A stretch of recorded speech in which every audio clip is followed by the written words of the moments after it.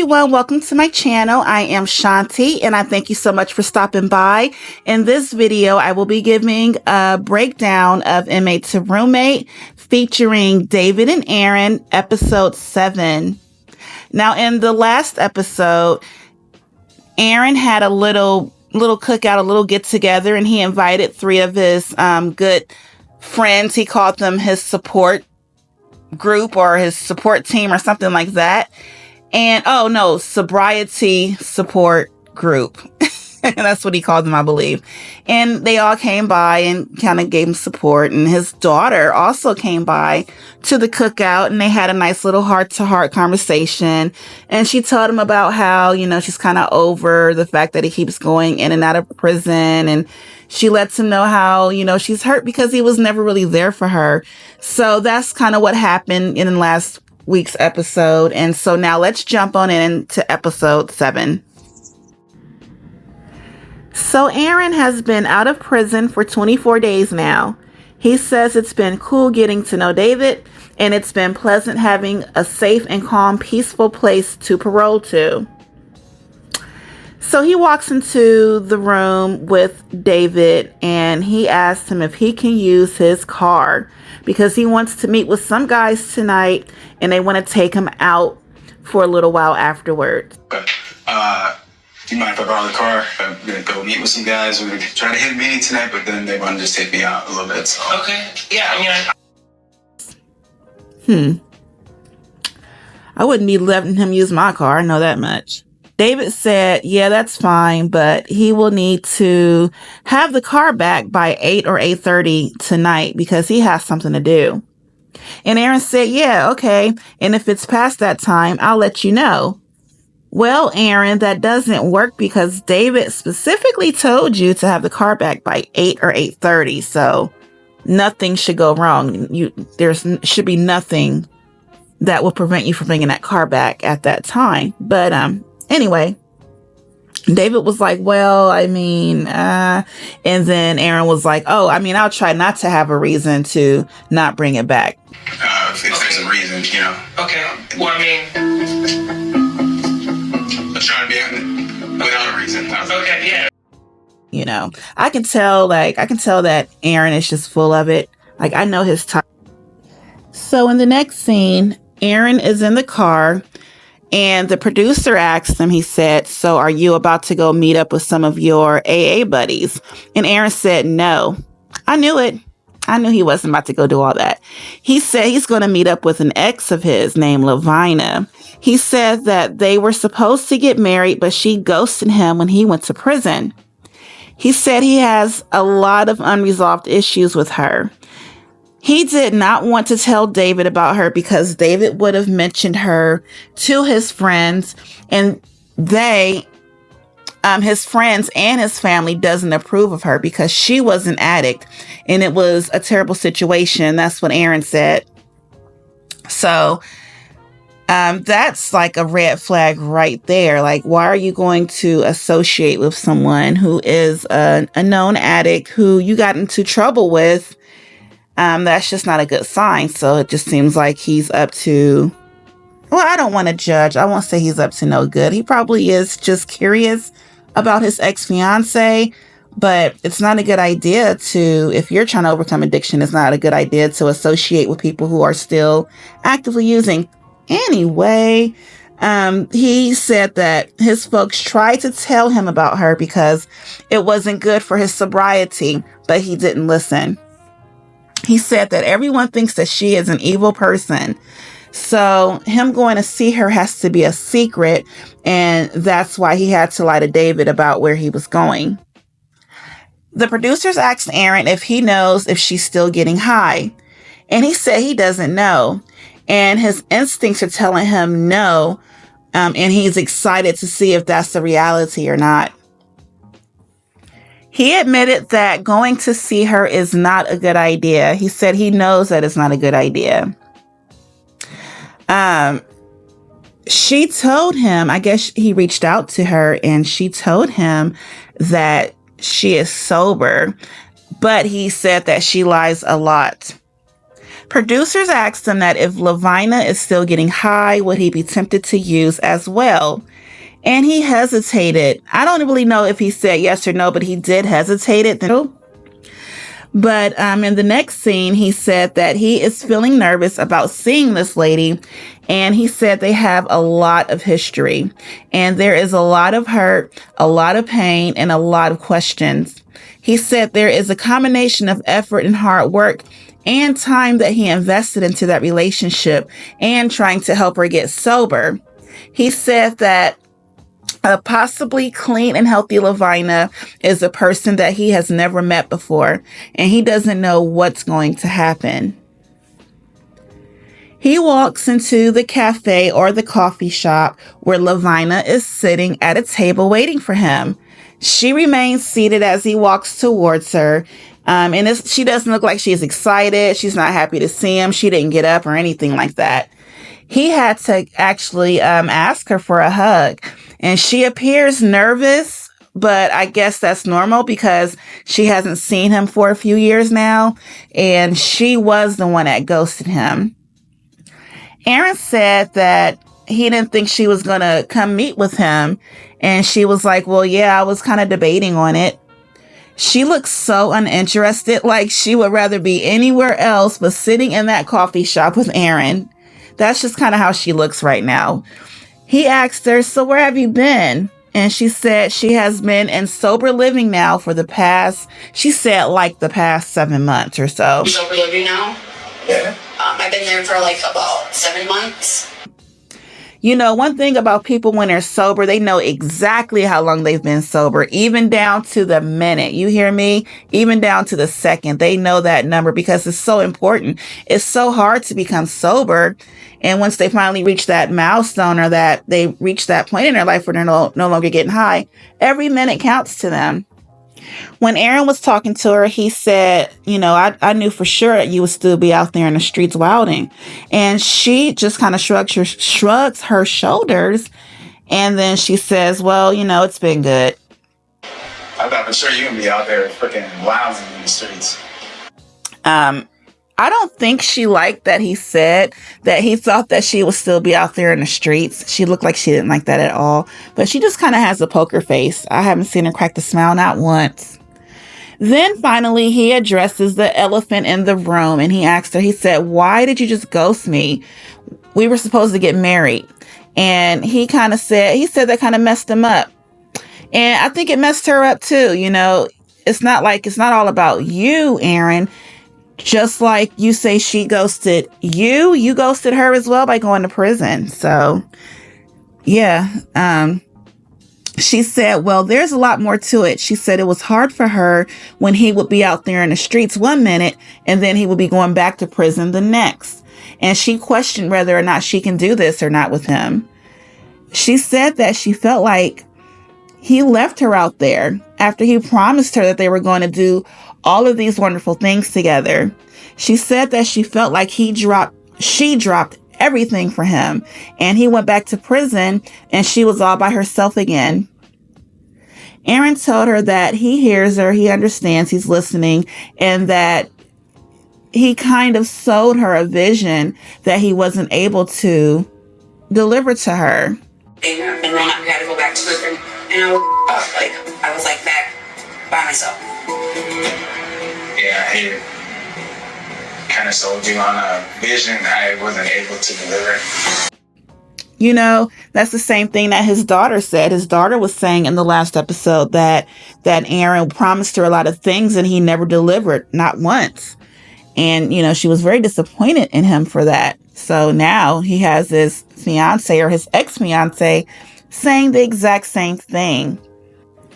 Aaron told Lavina, he said that the fact that you are sober and doing well is great. And that's all he was ever really trying to get her to do. Okay, I'm a little confused about that because Aaron himself has said a number of times throughout the show that he has always had a problem with fighting addiction himself. So how in the world was he going to be able to make sure someone else stayed sober if he couldn't even keep himself sober? See, I think David just, I'm not David, but I think Aaron says a lot of things that makes himself look good, because there's no way, how you going to be an addict out there on meth and you're trying to keep someone else sober? It just doesn't make sense. But he told producers that when he walked into the cafe, half of him was mad and the other half was in forgiveness mode. I think that he doesn't have a right to be mad. Like I said earlier, he's the one that went to prison and he's the one that left her behind. He's the one that did all that stuff. So you can't get mad when people don't want to wait for you. Life goes on. He said that he is not all that upset anymore because she is clean and sober, so she says. He said that the conversation that they just had would have never taken place before because she was so heavy into her addiction, and she was always nodding off when they were talking. Dang, so she was that far gone. But anyway, he said it was hard to not want to reconnect with her. He asked Lavina if she was dating anyone, and she said no. David was like, oh, okay, well, maybe we can go talk a little bit. And she gave him a side eye, and she's like what? Talk like how? And he's like, oh, I don't know. Maybe we can talk a little bit. Like what? Like what? So he probably just wants to get some, and that's what that's all about. Aaron said that he knows that everybody is going to think that him getting back in touch with Lavina is a step in the wrong direction. But she's doing amazing and he is doing amazing. What could go wrong? Are you doing amazing, Aaron? Really? Like, what are you doing that's so amazing? And what is she doing that's so amazing? You've been talking to her for about 5 minutes. He asked her, what is she doing for the rest of the day? And she said she ain't got no plans. He told her that he has his roommate's car. He said his roommate let him borrow the car, and she just laughed, and he laughed out loud too. Roommate's car, and she could borrow it, so. And it's like, what's so funny? That's not a funny moment, but I guess she knows he ain't shit, and he knows it too. So, hey, they got to laugh out of that. Someone was nice enough and kind enough to let you borrow their vehicle. And, hey, you think it's funny? Okay. But he told producers something like a man only serves one master. And right now, Dave is not the master. A man can only serve one master. Right now, Dave is not the master. He said he is going to reserve the right to beg for forgiveness later rather than ask for permission. And he hopes that as a man, Dave will understand this need. He said he knows that it's not the smartest choice, but he's just going to have to roll the dice. That's spoken like a true hard-headed criminal. No regards for the rules, not considerate of others. David said that he had something to do and he needs his car back by 8 or 8:30. And then Aaron's willing to put himself in a compromising situation. And I don't think that his ex-fiancé, Lavina, I don't think she's completely sober. She just gives off junky energy to me, like junky vibes. That's what I get when I look at her. So it is the next day, and David is pacing around the house. He's on the phone trying to find out where Aaron is. He told producers that Aaron asked to borrow his car for a meeting with his AA friends, and he did not come back last night. He said that he tried calling, but his phone was off. And when he woke up this morning, Aaron wasn't there. That is so nerve-wracking. I couldn't imagine. I wouldn't have given him my car in the first place. I just wouldn't have done it. But he's calling Aaron and the phone is going straight to voicemail. David said he is worried. He doesn't know if something has happened to Aaron or if he's just out there using again. The producers are, there's a little caption that says production has not been able to contact Aaron either. David said that this is not a good sign. He said that he wants to hold off judgment, but he doesn't want to just sit around and just kind of, wait either. So he doesn't really know what to do other than to call Aaron's little support group, the friends that came over to the cookout the other day. He said he doesn't know how Aaron is going to feel about him reaching out to his people, but right now he really doesn't care. I'm thinking, I don't know, I guess I need to call the support team. I don't know how he's gonna feel about me calling these people, but I don't really care.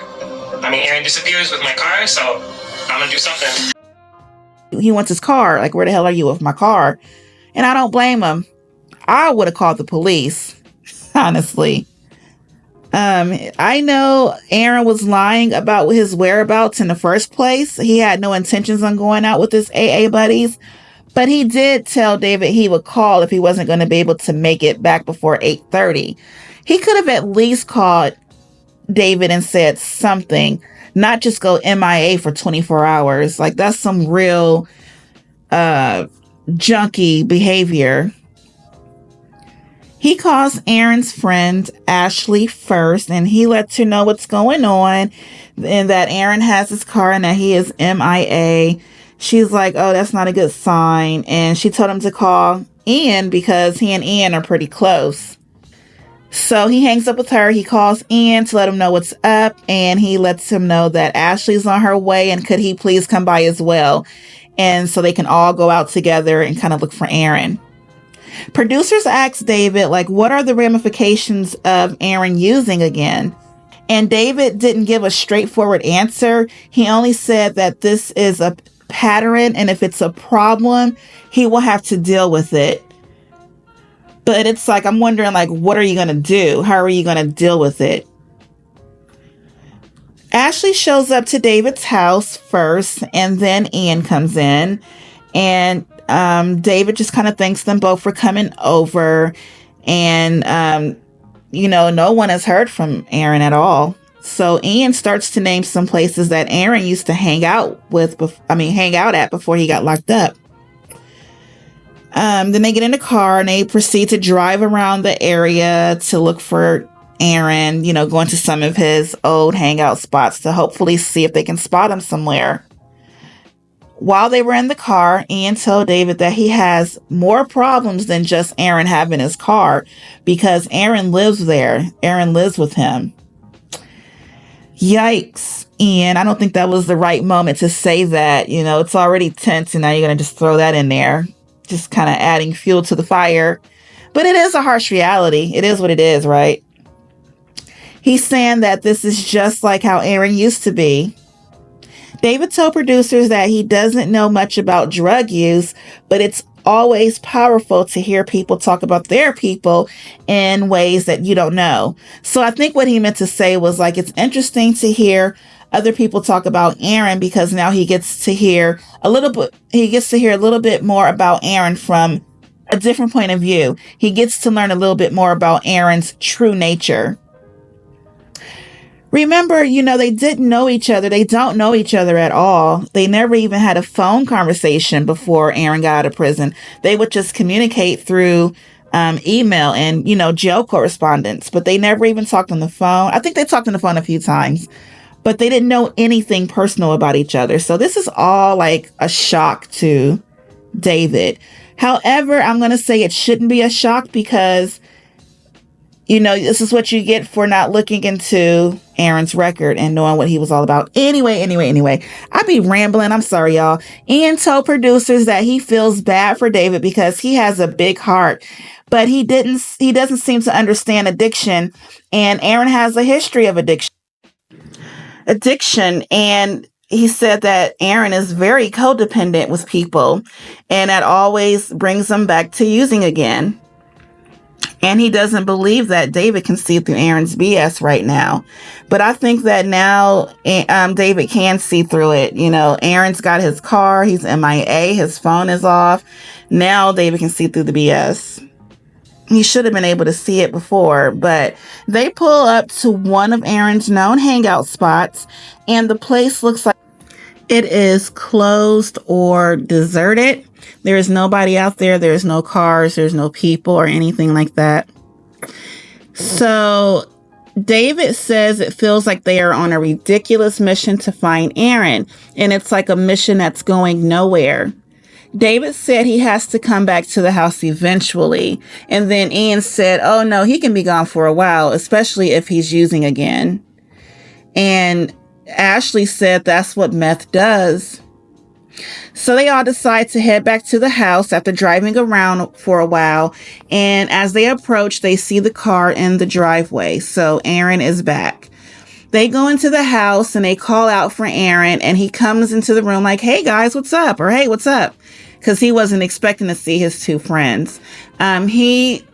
He's looking like nothing's wrong and like he wasn't just missing for 24 hours. And his friends are in his face, like asking him like, "Well, where were you? We are concerned. You weren't answering your phone." And Aaron just could not believe that David actually called his friends about this. He's like, "Wow, you actually called them?" And he was like really surprised. And David said, "Yeah, I was worried. You had my car. Like, what you thought?" And he said, "And obviously this looks a certain way. This looks a kind of way." And Aaron was like, "What way? What does it look like?" And David pretty much said, "What do you think it looks like?" It looks like you're out there using again. And I'm paraphrasing here. But Ian asked Aaron if he used drugs last night, and Aaron said no. And he tried to walk away. And then Ian said, "Are you sure? Look at me."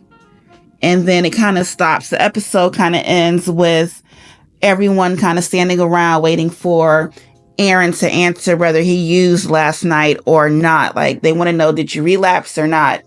And Aaron just he's looking around, and then it goes off. So we don't know what he says. And there is no previews for next week's episode. So yeah, I don't know what Aaron was doing when he left for 24 hours and when he was with this quote unquote, former addict ex-fiance. So maybe he was just kicking it with his ex-fiance and maybe everything was innocent. However, he didn't contact David. He had his car and, that's just wrong. Or maybe he relapsed. We don't know. But anyway, what do you think?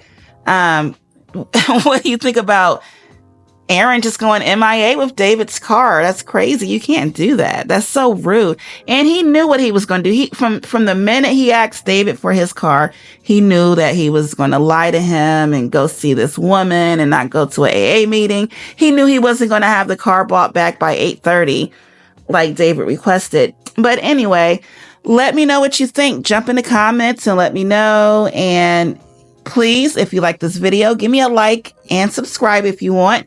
Or at least come back and check me out. I drop new content weekly. And until next time, I will chat with you guys later.